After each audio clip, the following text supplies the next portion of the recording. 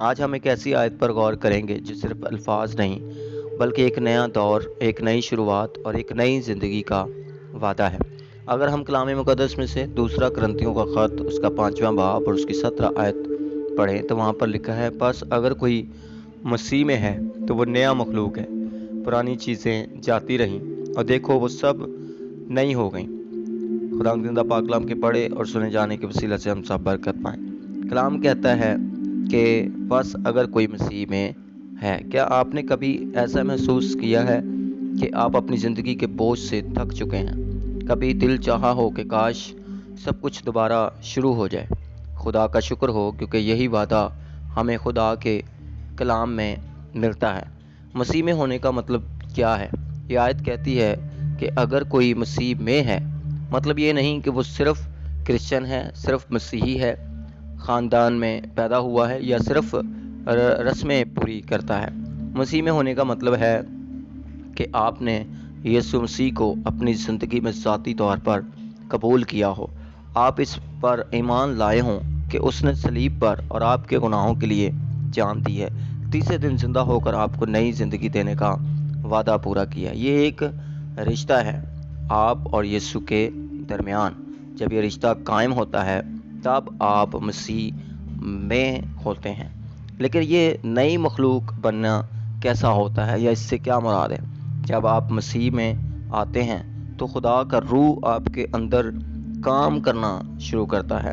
آپ کے دل میں جو سختی تھی وہ نرمی میں بدل جاتی ہے، جو نفرت، حسد، گناہ اور شرمندگی تھی وہ مٹنے لگتی ہے۔ آپ کو گناہ سے نفرت ہونے لگتی ہے اور راست بازی، محبت، امن اور سچائی کی طرف دل کھنچنے لگتا ہے۔ ایک آہستہ مگر طاقتور تبدیلی ہے۔ پرانی چیزیں جاتی رہیں اس آیت کا حصہ ہے۔ ہم سیکھیں گے کہ یہ کیا ہیں، یہ پرانی چیزیں کون سی ہیں۔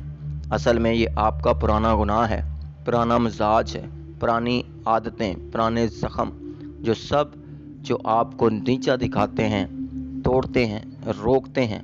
خدا ان سب کو دور کر دیتا ہے اور کئی بار ہم خود کو نہیں چھوڑ پاتے۔ ہم اپنی ماضی کی شرمندگی اور اپنی ناکامیوں اور اپنی غلطیوں کو بار بار یاد کرتے ہیں، لیکن خدا کا کلام کہتا ہے اگر ہم اپنے گناہوں کا اقرار کریں تو وہ وفادار خدا ہمیں معاف کرنے کی قدرت رکھتا ہے۔ وہ ہمیں معاف کر دیتا ہے۔ وہ ہماری زندگیوں میں عجیب قدرت کے ساتھ اپنے جلال کو ظاہر کر دیتا ہے۔ جب آپ مشکل پریشانی کے اندر ہوتے ہیں اور اس مشکل پریشانی کے اندر ایک شخص جب توبہ کرتا ہے، ایک شخص جب خدا کی طرف آتا ہے تو یقیناً وہ اپنے آپ کو پیش کرتا ہے تاکہ وہ نیا مخلوق ہو سکے، تاکہ وہ نئی زندگی بسر کر سکے۔ میرے عزیزو، جب آپ نے یہ سب کچھ سنا ہے تو آپ کے لیے بھی دعوت ہے آج اور ابھی۔ یہ وعدہ صرف کسی اور کے لیے نہیں، یہ آپ کے لیے ہے کیونکہ آپ نے اس کو سنا ہے۔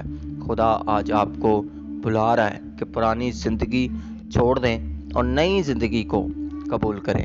کیا آپ تیار ہیں؟ کیا آپ آج یسوع کو اپنی زندگی کا مالک بنانا چاہتے ہیں؟ آپ کسی بڑے ہال، کسی رسم، کسی لمبی دعا کی ضرورت نہیں، بس ایک سادہ دل کی جانے والی پکار کافی ہے۔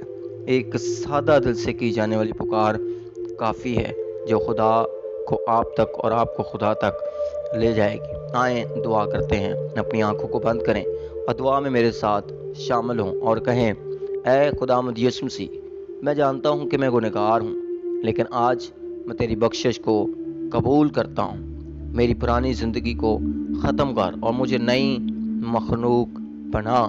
میرے دل میں آ اور مجھے ہمیشہ کے لیے اپنا بنا لے۔ کہیں آمین۔ اگر آپ نے آج یہ دعا دل سے کی ہے تو خدا نے آپ کو سن لیا ہے، آپ کی دعا کو سن لیا اور آپ کی نئی زندگی شروع ہو گئی ہے۔